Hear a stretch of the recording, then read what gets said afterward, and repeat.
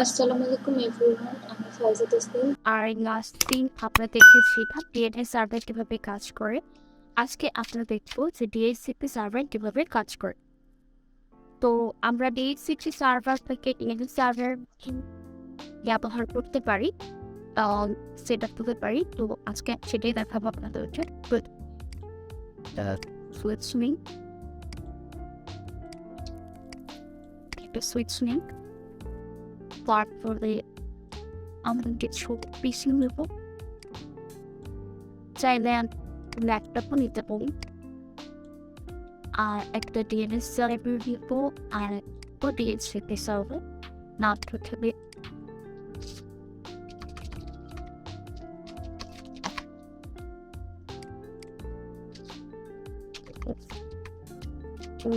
CP side.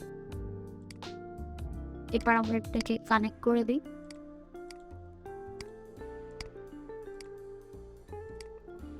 পিসিগুলো করে দিই।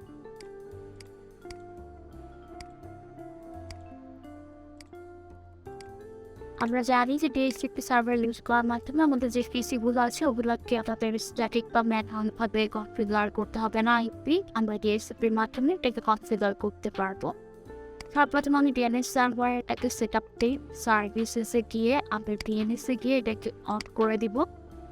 তারপরে আমরা এটা আইপি কনফিগার করব। আমি এটা যদি দেই 1.8.0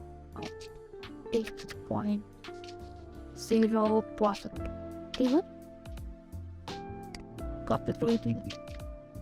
এটা বি ক্লাসের সাবনেট মাস্ক অলরেডি চলে এসেছে। গেটওয়ে সেট করে দিই।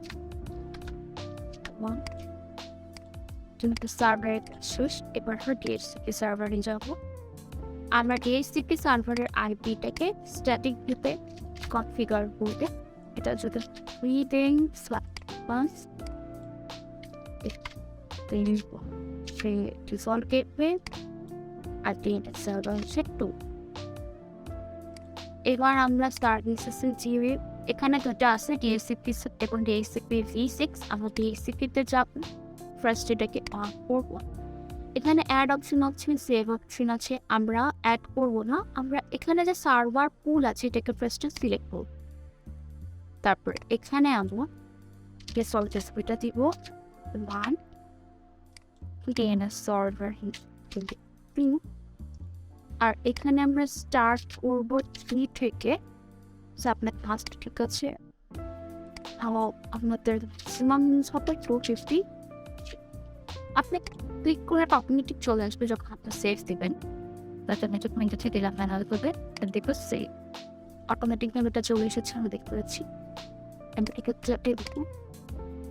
এবার আমরা পিসিতে IP configure desktop IP configuration. আমরা এতদিন স্ট্যাটিক দিয়ে এখানে নিজেরা লিখেছি। এখন যেহেতু আমরা ডিএইচসিপি ইউজ করছি তো আমরা ডিএইচসিপি সিলেক্ট করবো। দেখতে পাচ্ছি রিকোয়েস্ট ছিল, হ্যাঁ চলে এসেছে ডিএইচসিপি রিকোয়েস্ট সাকসেসফুল। এটা আমাদের আইপি কনফিগার হয়ে গেছে। ডিএনএস সার্ভার সহ আমাদের আইপি কনফিগার হয়েছে, আমরা দেখতে পাচ্ছি। এইভাবে সেম ভাবে আমরা বাকি পিসিগুলোতেও কনফিগার করে দেবো। আপনি যদি ডিএনএস সার্ভার ইউজ না করেন তাহলে আপনি ওখানে ডিএনএস সার্ভার রোজ রাখতে পারেন।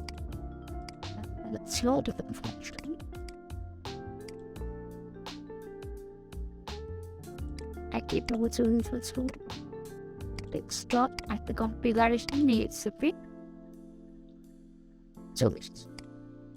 Thank you everyone. Thanks for watching.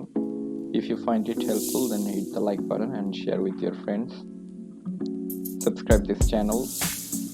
Stay with AIOB Solution.